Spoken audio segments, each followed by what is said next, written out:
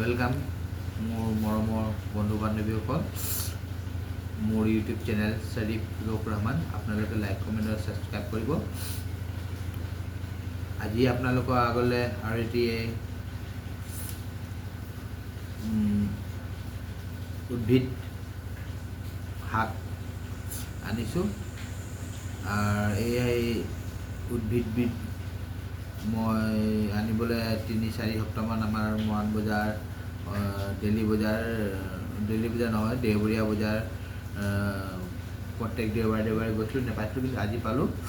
তো আজি পালোঁ, বিশেষ অলপহে পালোঁ। তো মই ভিডিঅ'টো কৰিবৰ কাৰণে লৈ আহিছোঁ আপোনালোকৰ কাৰণে। আৰু মোৰ চেনেলটো আপোনালোকে সকলোৱে ছাবস্ক্ৰাইব কৰিব আৰু লাইক কমেণ্ট শ্বেয়াৰ কৰিব। আজি আনিছোঁ মই আপোনালোকৰ আগতলৈ ভেকুৰী গুটি। এইটো দেখিছেনে?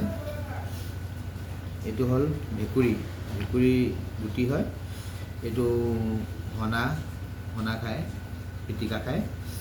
তো গাইছ এইটো আজি মই এইখিনি কিনি আনিছোঁ, 10 টকা দি কিনি আনিছোঁ। তো গাইছ এইকাৰণে কিনিবলগীয়া হৈছে, এইবিধ গছো আজিকালি নাইকিয়া হৈছে। আমাৰ টাউনত বা গাঁৱতো নাইকিয়া হৈছে, কাৰণ মানুহে এইবিধ গছকো নেৰিছে, কাটি দিছে। তো কাটি দিয়াৰ কাৰণে আমি এইবোৰ ভেকুৰী আজিকালি পোৱা নাপায়। তো আমি ইয়াৰ বদলি ডাঙৰ যিটো ভেকুৰী আছে সেই ভেকুৰীটো পাওঁ, কিন্তু আটাইতকৈ বেছি সোৱাদ এই ভেকুৰীটোৱে। তো গাইছ এইটো দেখিছেনে ভেকুৰী? সেইদিনাখন আমাৰ ভিডিঅ'ত আমাৰ ললিতা বাইদেৱে দেখাইছিলে ভেকুৰী গুটিৰ বিষয়ে, তেওঁ গছজোপাও দেখালে।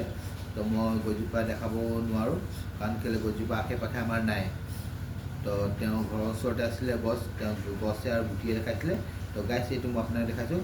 ইয়াৰ পিটিকা বৰ সুন্দৰ, বৰ ভাল লাগে। আগতে আমি ডাঙৰ ভেকুৰীটো নহয়, এইটোৱে তিতা ভেকুৰী, ইয়াক তিতা ভেকুৰী বুলি কয়।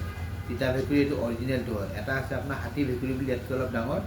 সেইটো খালে আপোনাৰ মাথা অলপ কামুৰণি বা বিষ হয়, কিন্তু এইটো খালে একো প্ৰব্লেম, একো ছাইড ইফেক্ট নহয়। আৰু আজিকালি এইটো ভেকুৰী পাবলৈ নাইকিয়া হৈ গাইছ।